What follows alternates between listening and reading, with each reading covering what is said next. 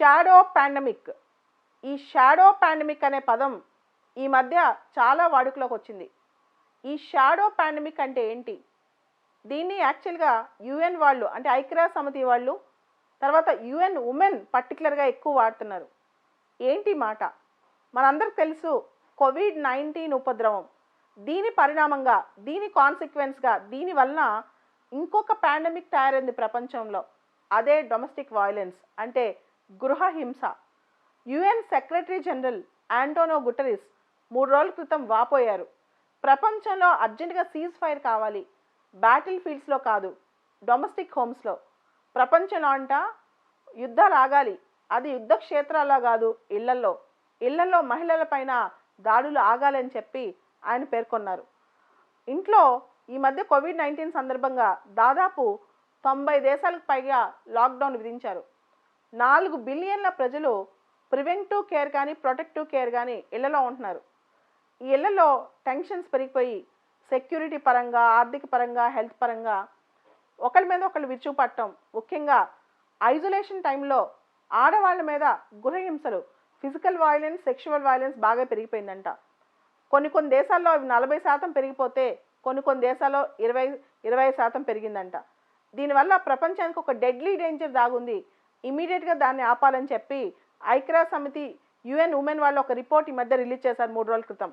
Argentina, Canada, France, Germany, Spain, United Kingdom, United States of America, ఈ ఏ దేశాలు కూడా దీనికి మినహాయింపు కాదు. ఇక్కడున్న government authorities, women activist, civil society organisations వాపోతున్నాయి. చాలా డొమెస్టిక్ వైలెన్స్ హెల్ప్ లైన్ సెంటర్స్కి, కౌన్సిలింగ్ సెంటర్స్కి విపరీతంగా కాల్స్ పెరిగిపోయాయంట ఈ షాడో పాండమిక్ వల్ల. దాదాపు 40% ఆస్ట్రేలియా, సింగపూర్ అలాంటి కంట్రీస్లో కూడా చాలా పెరిగిపోయాయని తెలుస్తోంది. ముఖ్యంగా టెన్షన్, స్ట్రెయిన్స్ వల్ల, దీనివల్ల ఖాళీగా కూర్చోవడం వల్ల ఇళ్లలో బాగా పెరిగిపోయిందంట. అండ్ దీనివల్ల ఎకానమీకి, ప్రపంచ ఆర్థిక వ్యవస్థకి దాదాపు $1.5 ట్రిలియన్ నష్టం రావచ్చు.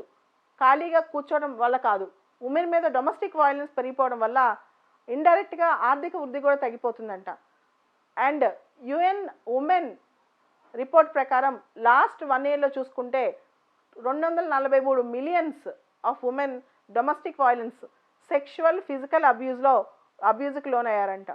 అండ్ యుఎన్ ఉమెన్ అనే సంస్థ 2010లో UN general assembly resolution pass చేసి క్రియేట్ చేసింది.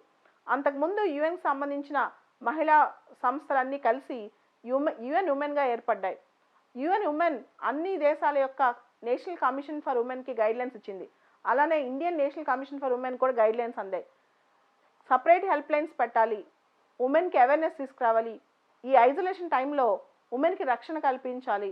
దీనికి సంబంధించి మన నేషనల్ కమిషన్ ఫర్ ఉమెన్ కూడా వర్క్ స్టార్ట్ చేసింది. అయితే యుఎన్ ఉమెన్ చెప్పిన మాటల ప్రకారం ప్రపంచంలో ఇంతకుముందు దానికంటే దాదాపు 30% ఈ 4 రోజుల నుంచి మహిళల పైన ఎక్కువైపోయాయంట అరాచకాలు. దీన్నే షాడో పాండమిక్ అంట పేరు పెట్టారు. సో ఈ షాడో పాండమిక్ నుంచి మహిళల్ని రక్షించే బాధ్యత ప్రపంచం మొత్తానికి ఉంది.